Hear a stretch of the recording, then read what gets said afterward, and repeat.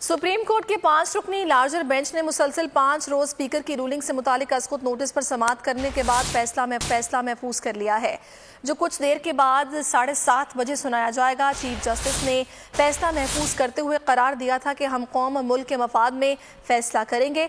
इसी हवाले से बात कर लेते हैं बोल न्यूज़ के नुमाइंदे तैयब बलोच से। तैयब, बताएगा 7:30 बजे तकरीबन 1.5 घंटे के बाद ये फैसला सुनाया जाएगा, क्या सूरत हाल है सुप्रीम कोर्ट के बाहर?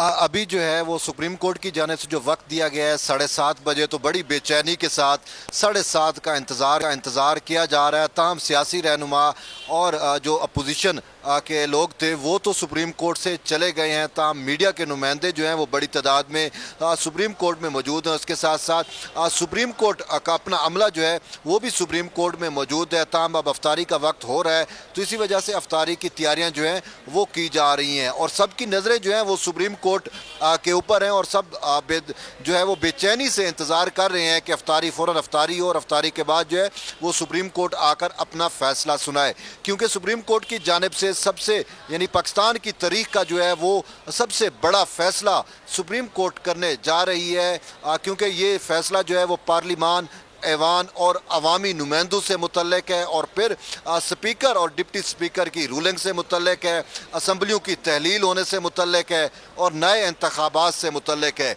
ये तमाम अनासर जो हैं वो इस फैसले में मौजूद होंगे।